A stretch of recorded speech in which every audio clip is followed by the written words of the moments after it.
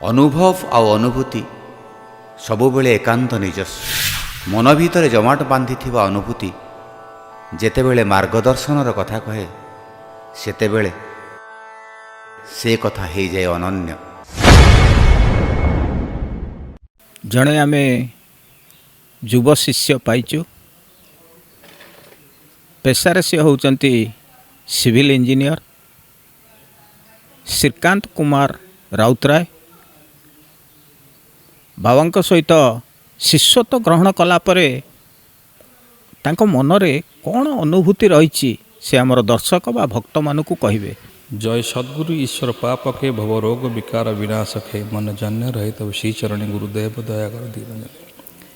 यही वाक्यर केमिति सद्गुरुंकर केमिति मो प्रति केमिति रोग विमुक्त होइछि सेठी मु परिप्रकाश करुछि।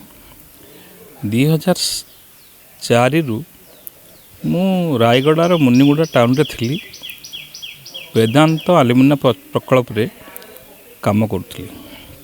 से काम भितर मोर थरे पेटर एत जोर राति रे पेन है से पेन फल मु गोटे डाक्तरखाना को पहुँचापी गोटे मिनिट भी अपेक्षा करने को इच्छा हो नथिले भी मते से गाड़ी जेती समय ड्राइवर नौला मु कहूँ तू गाड़ी के 120 कि अधिक स्पीड चल नहीं चल एत जोर पेन होता से पेन जो डॉक्टर गेट पाखे पहुँचली मते से जितेबले से ड्राइवर जनक मत सार ओह्लांत कहीकि ओह्लाई मुझे घास उपर गड़िली जोर से गेट बाड़े कि राति 9टा 9:30 राति हम से जन रिटायर्ड डॉक्टर तांको घरे पहुँचिकी सी तो परिप्रकाश करने पूर्व से मत देखी 2 हाथ में 2टी इंजेक्शन जंघे गोटे इंजेक्शन आ मो पछाड़े भी गोटे इंजेक्शन दे मत 5 मिनट भीतर मो सेठी पेनटी रिलीफ हो गला।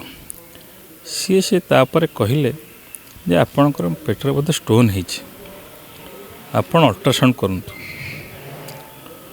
मु से तापर दिन सकाळु बाहली भुवनेश्वर बाय कार पहुँचली आसिक 5टा 5:30 6टा हम आमर चिन्हा पट जड़े कमलनाथ सार बोलिक रेडियोलॉजिस्ट थे भुवनेश्वर से आपणकर सीआर छकरू 8 नंबर पाखे मत से इको डायग्नोस्टिक अच्छी से मत अल्ट्रासाउंड कला संध्या 6टा बेले अल्ट्रासाउंड देखले जे स्टोन फोन किसी ना स्टोन जो ना सी कहले अरे पेट किसी जना पड़े व्हाइट व्हाइट स्पट हो बोधे इन्फेक्शन किसी आ तू ये मेडिसिन खा आ 8-10 दिन देख भल हो खाइली आउ जदि भल ना हो तू टे देखबू आपणकर गैस्ट्रोएंटरोलॉजिस्ट देखबू मुझे ये करी खाइला पर भी भल है गैस्ट्रोएंटरोलॉजिस्ट पिके दौड़े कि देखिली देखला पर सी मासे काल मेडिसिन लिखिले कि दिन खाइला पर भल है मासे भी खाइली तापर भल लगला तापर पुणी आउ थे पुणी सेमती स्टार्ट होगा तापर पुणी से मुनिगुड़ा बैक कली भुवनेश्वर आयुष हॉस्पिटल जन डॉक्टर थे गैस्ट्रो तांको देखली देखला पर सी मेडिसिन लिखली ताकू खाइली सी भी एमती भल है तापर एठी आमर कटक समीर दास एम केते बहुत गैस्ट्रोएंटरोलॉजिस्ट देखला पर से भल है थरे से बाबा पाक गली मोर बाबा आउ मो देहटा भल होनी एमती मेडिसिन खाइला पर आउ बारंबार ये हो बाबा से मत कहले तू सिंगड़ाहार पत्र सेटा आमर गंगशिली पत्र से ता सहित गोलमरीच मिसेकी भारा 2 मास पी मुझे एठी घरे 10-15 दिन पीला पर भल लगे तापर मो मो ड्यूटी जॉइन करा पलैली पुणी मुनिगुड़ा से सिंगड़ाहार पत्र जो गंगशिली पत्र रस को से फ्रिज आनी रखिकी बहुत जगह कलेक्शन कर रखे 2 मास खाइला पर मोर देहटी सुस्थ हो जाता ये पेट रोग पर पुणी आउटा रोग बाहरला जोटा कि मोर इन्फेक्शन है भाई परिस्रा पोड़ा आरंभ है जो रोगटी परिस्रा पोड़ा है ए मु राति शोई पारे दिन बेला ऑफिस गले दिन बेला दिन दिपर एमती बाहर ज्वलन हम से मु किसी काम भी करें भारी असुविधा हुए। मु यूरोलोजिस्ट पाखापाखि कटक 3-4 जन देखी ମୋ ସାଙ୍ଗରେ ମନୁ ଭାଇ ଯାଇକି 2-3 ଜଣ ପ୍ରଫେସରକୁ ଦେଖେଇଛନ୍ତି, ସିଏ ବି ଭଲ ହେଲାନି। ଭଲ ନ ହେବା ଫଳରେ ମୁଁ ମଝିରେ ମଝିରେ ରାତିରେ କାନ୍ଦି ପକାଏ। ଆଉ ସେଥିରେ ଥରେ ମୁଁ ରାତି 4ଟା ବେଳକୁ 5ଟା ସମୟ ବଡ଼ି ଭୋର ସମୟରେ ଗୋଟେ ସ୍ୱପ୍ନ ଦେଖିଲି। ସ୍ୱପ୍ନଟି ବାବା ମୋତେ ମାଗୁଛନ୍ତି 1000 ଟଙ୍କା, ତୁ 1000 ଟଙ୍କା ଦେ, ମୁଁ ତୋ ଦେହ ଭଲ କରିଦେବି। ମୁଁ କହିଲି ଇଏ କି କଥା, 1000 ଟଙ୍କା? ସେଠୁ 1000 ଟଙ୍କା ସେଇଠୁ ସ୍ୱପ୍ନରେ ଦେଖୁଛି। ତାପରେ ମୋ ଉପରେ ବାବା ସେଇଠୁ କହିଲେ ହଉ 1000 ଟଙ୍କା ଦେଇଛି ମୁଁ। ବାବା ସେଇଠୁ କହିଲେ ହଉ ଶୋଇପଡ଼। ମୁଁ ଶୋଇପଡ଼ିଛି।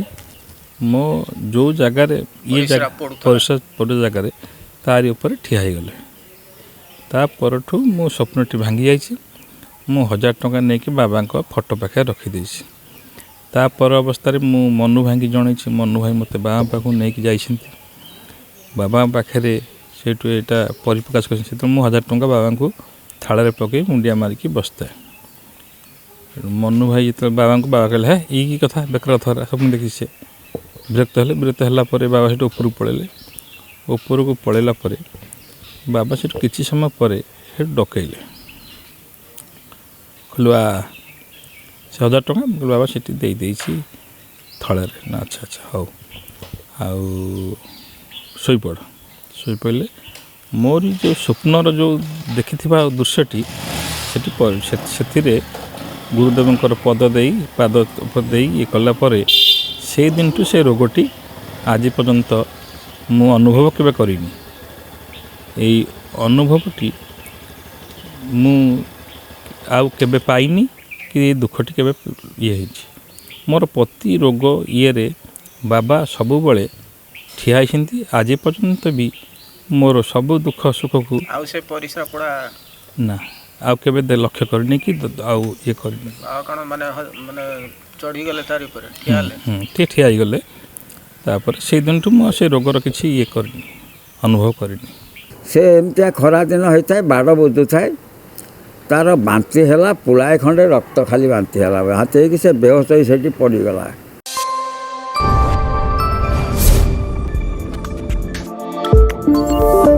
ଆମ ଚ୍ୟାନେଲ ଲାଇକ୍ କରନ୍ତୁ, ସବସ୍କ୍ରାଇବ୍ କରନ୍ତୁ, ବେଲ୍ ଆଇକନ୍ରେ ପ୍ରେସ୍ କରନ୍ତୁ, ସେୟାର କରନ୍ତୁ।